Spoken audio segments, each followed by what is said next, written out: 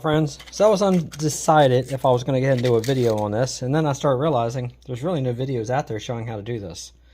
So I figured, you know what, let me go ahead and just do a video. So what you have is, a lot of times, the float bracket on these carburetors, on the old Farmalls, these little screws will snap off. Sometimes you can put heat on them, sometimes they'll come out. Sometimes you can just put penetrating fluid on there, sometimes they'll come out. A lot of times they'll break.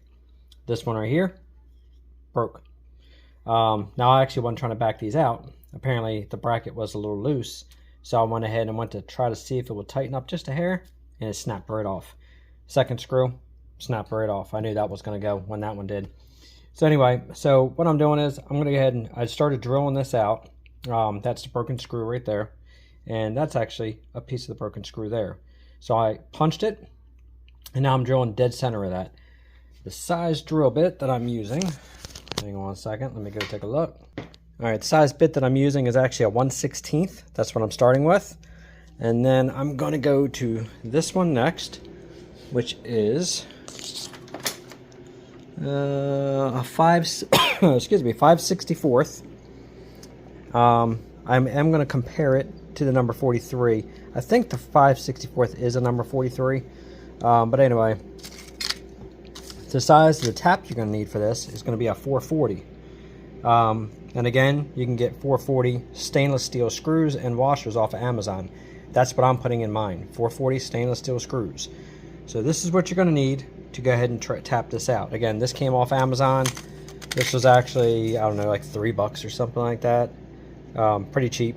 So this will actually work to pull these out. So I'm going to set up in the stand, and we're going to go ahead and finish drilling this out and get this thing back up and running. So unfortunately the screws didn't show up yet, but at least I can show how to drill and tap these. Okay, so let's get drilling the other one. Now what I did was I set the tip of my bit about the distance of what that screw would be. You can see right there. I can give you the measurement. I set this about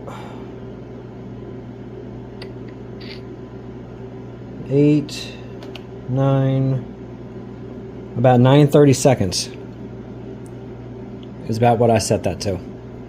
If you can see that, if it focuses. So about 9:30 seconds.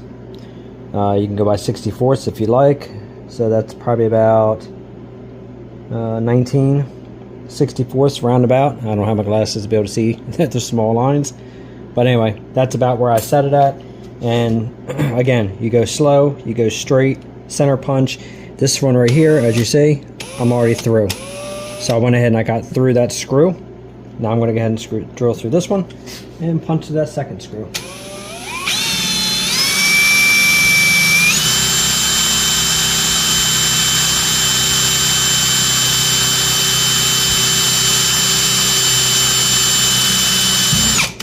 There it is. That was actually punching through the screw, not the casing, because you do not want to come through your housing. So right here is where I'm drilling on the other side. So as you see, punched right through perfectly. Now I'm going to go ahead and go up to the next bit size. And again, I'm going to set the I can't really set the next bit that size because I don't think I can get it in the drill that far. I'll find out. No, I really don't go in the drill to that point, but I'm through. So now I know how far to go through. So let's go ahead and finish cutting through here. So you don't have to push. The drill will do the work for you. And that's it. It's through. That easy. See? It pretty much crumbled the rest of those threads. I didn't mar all that up. I'm going very low speed.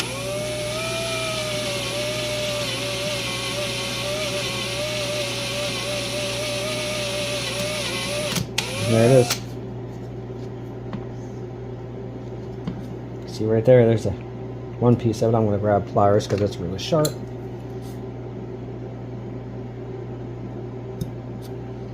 And there's a piece of it right there.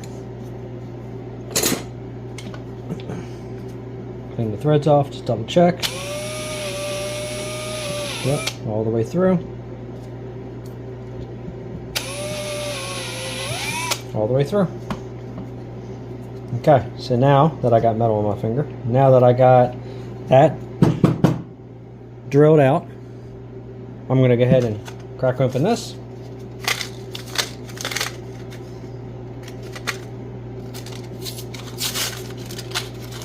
And I'm going to very easily run the number 43 through here.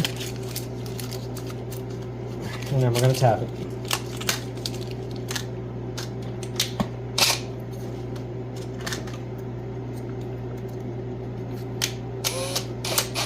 Again, don't have to go through fast, go through slow. That was pretty much it right there. It pulled up all the threads.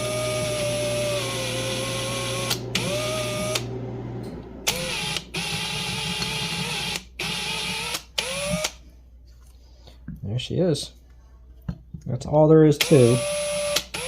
I don't want to go any further. That bottomed out. And that bottomed out. I'm going to measure that. I want to see how far I can go in with this. Which I don't know how I'm going to actually do that. Let's check here.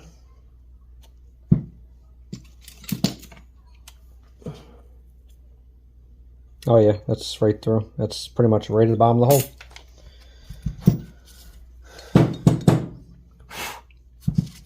Double check it with the flashlight. Good. And good. Everything's out. All right, now we're going to go ahead and we're going to run the tap through there. All right, so I'm going to put a little bit of tap magic in the hole. I'm going to make sure this is on the camera, okay? And again, we're going to go nice and slow. Technically, this is already tapped. We're just rechasing the threads where we drilled them.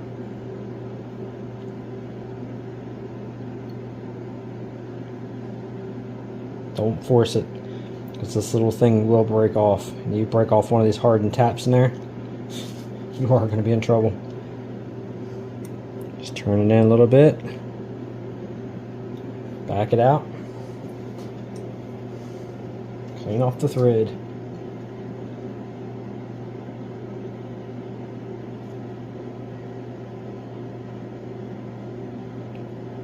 You can feel a tad of resistance. But we're going super slow.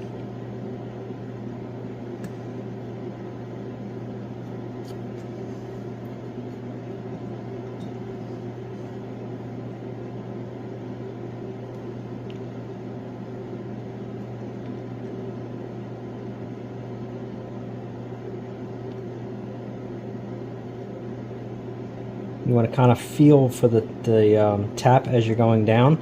You want to be careful because you will actually be able to feel when the tip is flexing.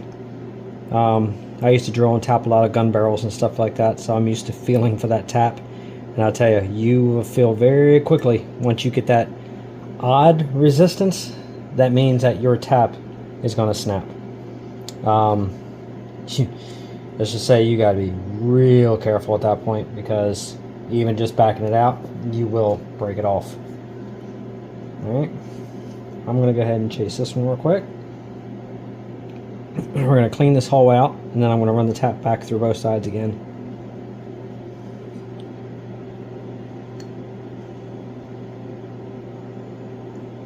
Again, these little things snap off, they're a pain.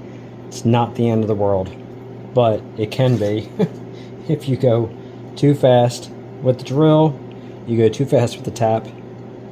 Let's just say it can ruin your day pretty quickly.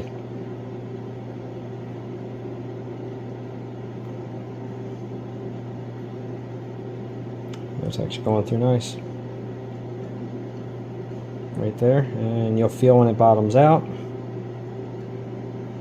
Right there, bottomed out. Go further, back or back up. And again, I'm going to shoot this out. Just put a little more tap magic. I'm going to spray off with some brake cleaner the threads on the tap as well. I'm going to do that first.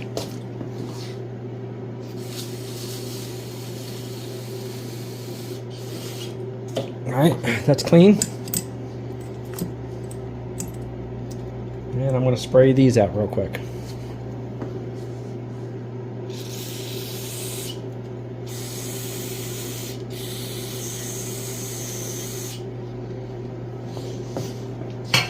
Okay, they're all sprayed out. Everything looks good. Put a little bit more in. Make sure this is clean. And then I'm going to go ahead and just run this through again. Real easy. It should pretty much run itself through at this point. Like it's doing. It's going in real nice right now. Good. I'm going to go down just a little further until this one stops, because I don't think I bottomed this one out, and then that's it. Bottomed out. Back it back up.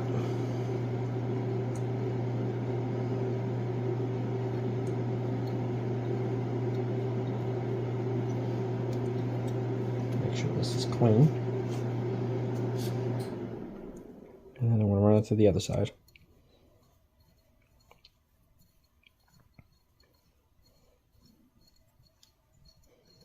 There we go. Yep, it's going through nice. That's it. Done deal. Like I said, now I'm replacing this with stainless steel screws. And give me a minute. I'm going to check the mail, see if they showed up. And if they did, we're going to go ahead and run in the new screws and put the bracket back on. I am going to clean that one more time. But again, just in case you missed it, let me do a quick recap. Let me see what that size was again. 5/64. 1/16 bit, 5/64 bit.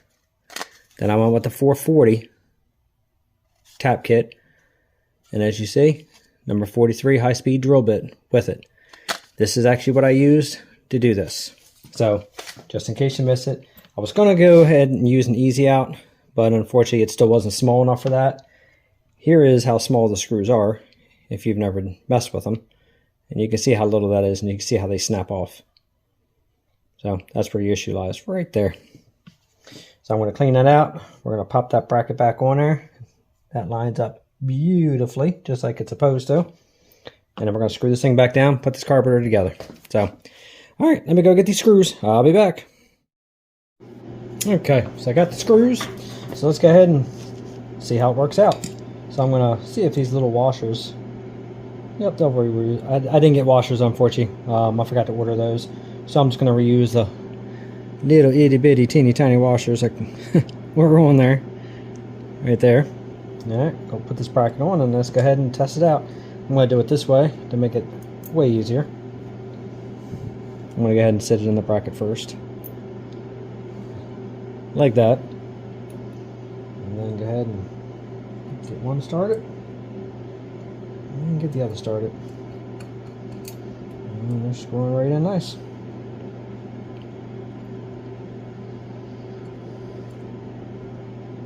That's snug. Again, you don't want to hulk these down, as I say. We just want to go ahead and just snug them up so it doesn't move. See that? Just enough tension. They're snug. They're not going to move. The lock washers do the job. And done. So that's all there is to tapping those out and going ahead and putting new screws in. Again, like I said, I use stainless, so I don't have that issue again. But done deal. Bracket's fixed. So if you guys have a situation like this and you have these break off, as you saw, it's not that hard to fix it. It sucks and it really makes you like, oh shit, but it's not that bad. And yes, that is a casting fracture in this carburetor. No, it's not all the way through. So just in case anybody spots this and they're like, hey, your carburetor's cracked. It's got a little fracture in the casting, but no, it's not all the way through. This thing has already been filled up with gas. This thing doesn't leak. But, you know, I forgot, I did want to say, if you see the surface on here, you can see where I ran that flat file across there, and it actually took quite a little bit of meat off here. Through here, cleaned it up, and it just started skimming through here. So that's why I was saying about taking a flat file and going across there. Let me show you. So, just take a nice big flat file.